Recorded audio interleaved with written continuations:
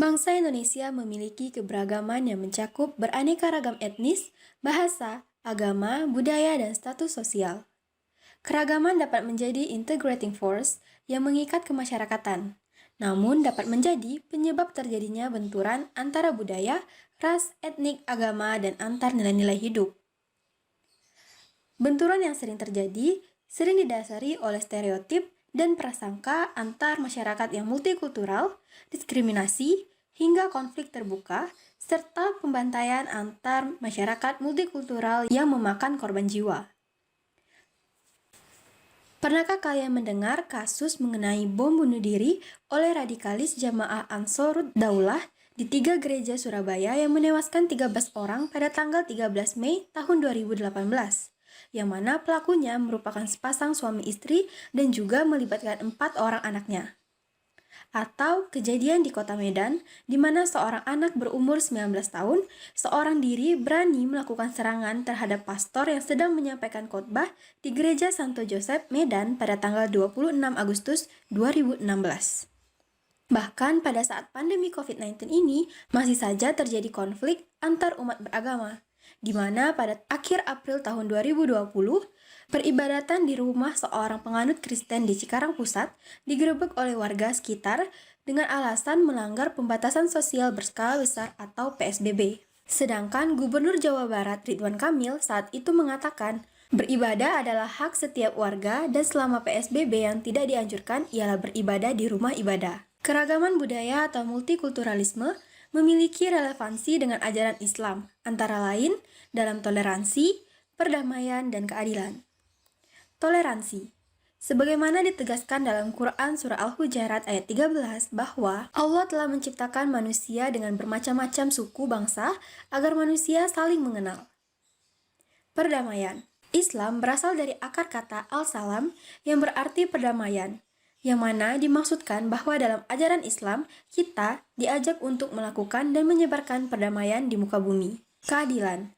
Multikultural menekankan berlaku adil dalam memandang dan bersikap terhadap orang atau kelompok lain. Dalam Al-Quran Surah Al-Maidah ayat 8, dan janganlah sekali-kali kebencianmu terhadap suatu kaum mendorong kamu untuk berlaku tidak adil. Ayat ini mengajak untuk berlaku adil sekaligus terhadap orang atau kelompok yang memusuhi kita, di mana berlaku adil artinya berlaku objektif terhadap mereka. Untuk menghindari disharmonisasi, maka perlu ditumbuhkan cara beragama yang moderat atau sikap beragama yang terbuka yang disebut dengan moderasi beragama.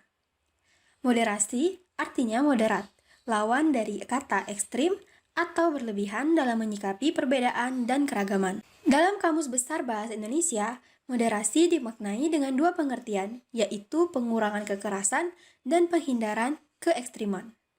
Moderat dapat diartikan mengedepankan keseimbangan dalam hal keyakinan moral, watak, baik ketika memperlakukan orang lain secara individu ataupun berkelompok. Sedangkan dalam bahasa Arab, moderasi dikenal dengan kata wasatoh atau wasatiyah yang memiliki padanan kata tawasud yang artinya tengah-tengah, iktidal atau adil. Kata wasit bahkan sudah diserap ke dalam bahasa Indonesia dengan 3 pengertian. Yaitu pertama, wasit berarti penengah atau perantara. Misalnya dalam perdagangan, dalam bisnis, dan lain-lain.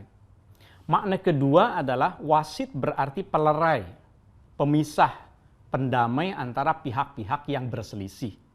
Dan makna yang ketiga adalah wasit berarti pemimpin di pertandingan. Seperti wasit sepak bola, wasit badminton, atau wasit dalam olahraga lainnya. Wasit tentu harus adil, kan? Dan Islam moderat mengedepankan sikap toleransi, saling menghargai dengan tetap meyakini kebenaran keyakinan masing-masing agama dan mazhab, sehingga semua dapat menerima keputusan dengan kepala dingin tanpa harus terlibat dalam aksi yang anarkis.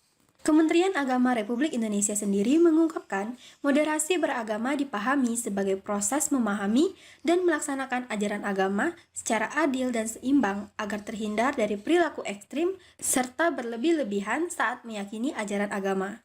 Jika proses memahami dan melaksanakan ajaran agama secara adil dan seimbang ini dapat dipraktikkan oleh seluruh umat beragama, maka Proses itu akan menghasilkan situasi yang aman dan damai. Selain Kementerian Agama Republik Indonesia yang menetapkan tahun 2019 sebagai tahun moderasi beragama, pada tahun yang sama, Perserikatan Bangsa-Bangsa juga menetapkan tahun 2019 sebagai tahun moderasi internasional untuk menindaklanjuti perpecahan antar umat beragama yang terjadi di seluruh dunia. Mungkin ada yang bertanya, memangnya cara pandang, sikap, dan praktik beragama seperti apa yang dianggap ekstrim atau melebihi batas?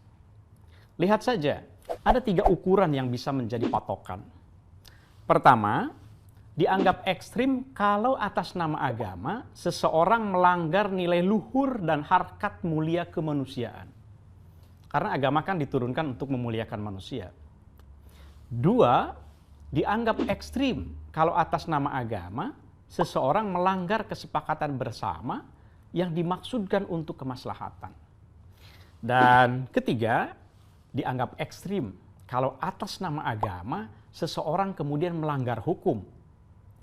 Jadi orang yang atas nama menjalankan ajaran agamanya tapi melanggar ketiga batasan tadi itu bisa disebut ekstrim dan melebihi batas. Sikap moderat dalam beragama selalu memilih jalan tengah akan lebih mudah diwujudkan apabila seseorang memiliki keluasan pengetahuan agama yang memadai, sehingga dapat bersikap bijak, tahan godaan sehingga bisa bersikap tulus, tanpa beban, serta tidak egois dengan tafsir kebenarannya sendiri. Orang yang moderat adalah mereka yang saleh, berpegang teguh pada nilai moral dan esensi ajaran agama, serta memiliki sikap cinta tanah air, toleran, anti kekerasan, dan ramah terhadap keragaman budaya lokal.